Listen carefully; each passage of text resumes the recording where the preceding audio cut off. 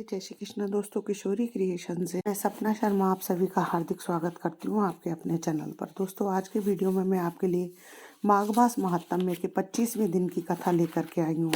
इससे पहले के 24 अध्याय के वीडियो जो है मैंने मेरे चैनल पर डाले हुए हैं, आप उनको मेरे चैनल पर जाकर देख सकते हैं और श्रवण भी कर सकते हैं। 25वें दिन की कथा में हम जो है राजा चित्ररथ के जो है पिशाच योनि के संताप भोगने के वृत्तांत के बारे में हम जानेंगे।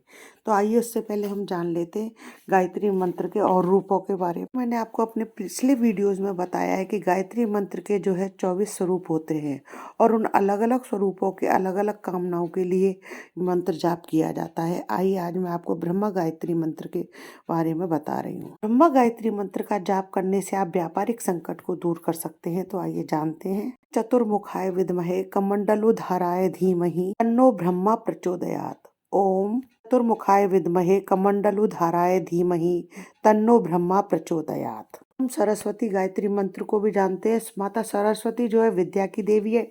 इस मंत्र का जाप करने से आपकी बुद्धि में वृद्धि होती है और आपकी स्मरण शक्ति जो है तीव्र होती है।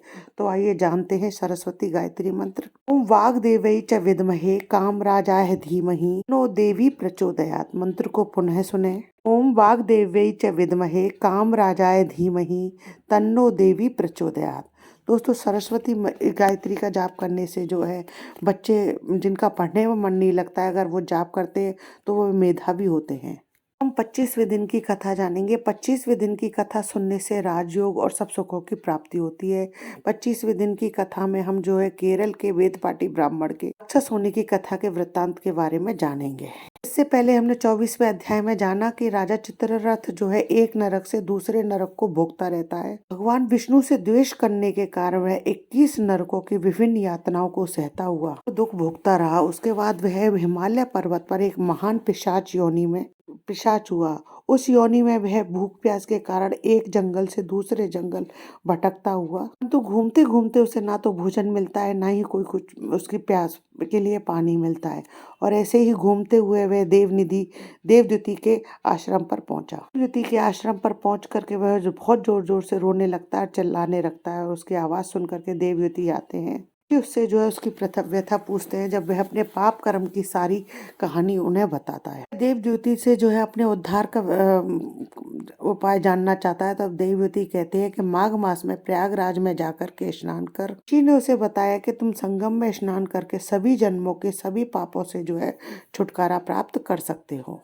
इसी जल के स्पर्श से जो है तुम पिशाच योनि को छोड़ करके स्वर्ग लोक को जाओगे। इसी जल के स्पर्श से केरल देश का ब्राह्मण भी जो है इस योनि से मुक्त हो गया था। देव ऋषि के ऐसे वचन सुनकर, ये बातें सुनकर उस पिशाच को जो है शांति मिली और उसने आगे केरल ऋषि के पिशाच योनि की कथा को सुनने का उनसे आशय प्रकट किया। आइए जानते हैं 25वें अध्याय में इस कथा को। आज कहने लगा कि हे मुनि, केरल देश का ब्राह्मण किस प्रकार मुक्त हुआ, यह कथा आप कृपा करके मुझे सुनाइए। स्तुति कहने लगे, केरल देश में वासु नाम वाला एक वेद पारंगत ब्राह्मण था। उसके बंधुओं ने उसकी भूमि छीन ली, जिससे वह निर्धन और दुखी होकर अपने जन्म भूमि त्याग कर देश देश में घूमता हुआ किसी समाधिग्रस्त होकर मृत्यु को प्राप्त हो गया। उसका कोई बांधव न होने के कारण उसकी औधर्व वैदिक क्रिया नहीं हुई और न ही उसकी दाह क्रिया हुई। इस प्रकार क्रिया के लोप होने से निर्जन वन में प्रेत होकर चिरकाल तक फिरता रहा। शीत ताप भूख प्यास के दुख से हाहाकार करते हुए वो नंगे शरीर रोता फिरता था, परंतु उसको कहीं सदगति नहीं दिखाई देती थी। सर्वथा दान न देने से वह अपने कर्म फल को भोगता था। जो लोग अग्नि में आहुति नहीं देते, भगवान का पूजन नहीं करते, आत्म विद्या का अभ्यास नहीं करते, अच्छे तीर्थों से विमुख रहते हैं, जो दुखी लोगों को सुवर्ण वस्त्र तांबूल रत्न फल तथा जल नहीं देते, तथा छल कपट से जीविका प्राप्त करने वाले, दूसरों तथा स्त्रियों का धन हरने वाले, पाखंडी कुटिल चोर बाल वृद्ध तथा आतुर स्त्रियों पर निर्दयता करने वाले, आग लगाने वाले, विष देने वाले, झूठी गवाही देने वाले, कुमार्ग पर चलने वाले, माता पिता भाई बहन बहन, संतान और अपनी स्त्री का त्याग करने वाले, जो सब तीर्थों में दान लेते हैं, पालन करने वाले, स्वामी को त्यागने वाले, गौर तथा भूमि के चोर, वेदों की निंदा करने वाले, वृथा धो करने वाले, प्राणियों की हिंसा करने वाले, देवता गुरु की निंदा करने वाले, यह सभी बार बार प्रेत, पिशाच, राक्षस और बुरी योनियों में जन्म लेते हैं। अतः बुरे कर्मों से बचकर धर्म के कार्य, यज्ञ, दान और तप आदि करने चाहिए, क्योंकि कर्म फल अवश्यमेव मिलता है। इस प्रकार प्रेत की गति देखकर पाप कर्म कदापि नहीं करने चाहिए। ब्राह्मण कहने लगा कि इस प्रकार उस केरल ब्राह्मण ने उस पर्वत पर अधिक समय व्यतीत करके एक मार्ग में एक पथिक को देखा, जो 2 गगरियों में त्रिवेणी का जल लिए हुए था, आनंद पूर्वक भगवान के चरित्र का गान कर रहा था। प्रेत ने उसका मार्ग रोककर कहा कि तुम डरो मत, मैं इस गगरी का जल जो है मुझको पिला दो, मैं तुम्हारे प्राण ले लूंगा, नहीं तो मैं तुम्हारे प्राण ले लूंगा। देवदूती कहने लगा कि उसको देखकर पथिक कहने लगा कि दुखी, दुर्बल, नंगे, मुरझाए हुए तुम कौन हो? पैरों से पृथ्वी को स्पर्श न करके चलते हो, तुम्हारा उदर मांस रहित है। लोमेश जी बोले, प्रेत यह वचन सुनकर कहने लगा कि मेरे ऐसा होने का कारण सुनो। मैंने कभी ब्राह्मणों को दान नहीं दिया, अत्यंत लोभी, क्रियाहीन, दूसरे के अन्न से पलने वाला और अकेला मिठाई खाने वाला, मैंने कभी किसी को भिक्षा नहीं दी, ना दूसरे के दुख से दुखी हुआ। प्यासे प्राणियों को मैंने कभी जल नहीं पिलाया, मैंने कभी छाता, जूता दान नहीं किया, न किसी को जल का पात्र, पान या औषधि किसी को भी दान नहीं दी, न मैंने अपने घर में कभी किसी अतिथि को ठहराया, नहीं मैंने कभी अतिथि का सत्कार किया। अंधे, वृद्ध, अनाथ और दीनों को मैंने कभी अन्न से संतुष्ट नहीं किया और न किसी रोगी को मुक्त किया, न कभी ब्राह्मणों को दान दिया, न कभी अग्नि में हवन किया। वैशाख आदि मास में किसी को ठंडा जल नहीं पिलाया, ना ही मैंने बड़ या पीपल का कोई वृक्ष लगाया, न किसी प्राणी को बंधन से छुड़ाया, न कभी कोई व्रत करके शरीर को सुखाया। इस कारण मेरा पूर्व जन्म सब बुरे कार्यों में व्यतीत हुआ। मेरे पूर्व जन्म के कर्मों से ही मेरी यह गति हुई। इस वन में व्याघ्र, भेड़िए से बचा हुआ मांस और जंतुओं के खाने से गिरे हुए फल, वृक्षों पर लगे हुए सुंदर फल, झरने का सुंदर जल सभी मिलते हैं, परंतु सब देव इच्छा से मैं कुछ नहीं खा सकता। सर्प की तरह केवल पवन भक्षण करके जीवन व्यतीत करता हूँ। बल, बुद्धि, मंत्र, पुरुषार्थ से लाभ, हानि, सुख, दुख, विवाह, मृत्यु, जीवन, भोग, रोग, वियोग में केवल भाग्य ही कारण होता है।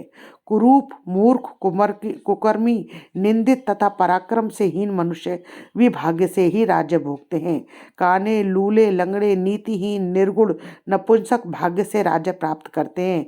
पर्वत पर भी बलवान राक्षस पिशाच रहते हैं, जिनमें से कभी कोई कहीं न कहीं वन में फिरते हुए अपने कर्म के अनुसार अन्न जल प्राप्त करते हैं, परंतु उनको उनका भय नहीं होना चाहिए, क्योंकि धर्मात्मा पुरुषों को उनकी पवित्रता ही रक्षा करती है। यह नक्षत्र देवता सर्वथा धर्मात्माओं की रक्षा करते हैं।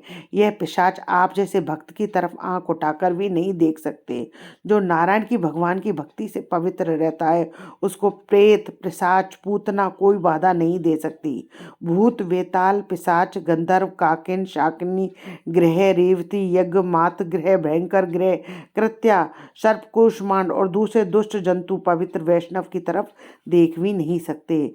जिसकी जिह्वा पर गोविंद का नाम, हृदय में वेद तथा श्रुति विद्यमान है, जो पवित्र और दानी है, ऐसे आपको कभी भय नहीं हो सकता। हे ब्राह्मण, इस प्रकार कर्मों का फल भोगता हुआ यहाँ रहता हूँ, ऐसा सोचकर मैं शोक नहीं करता। एक बार मैं जावालनी नदी के किनारे पर गया, वहां पर घूमते हुए मैंने सारस के वचनों को सुना। इति श्री माघ मास महात्म में 25वां अध्याय समाप्तम। आगे की कथा दोस्तों हम 26वें अध्याय में जानेंगे। यदि आपको मेरे वीडियो अच्छा लगे तो प्लीज़ मेरे वीडियो को ज़्यादा से ज़्यादा लाइक और शेयर करें अपने फैमिली और फ्रेंड में। यदि आपने अभी तक मेरे चैनल को सब्सक्राइब नहीं किया है तो उसे सब्सक्राइब करना ना भूलें, पास ही में बेल आइकन को दबाएं, जिससे मेरे आने वाले हर नए वीडियो का नोटिफिकेशन आपको मिल जाए। जय श्री कृष्णा दोस्तों।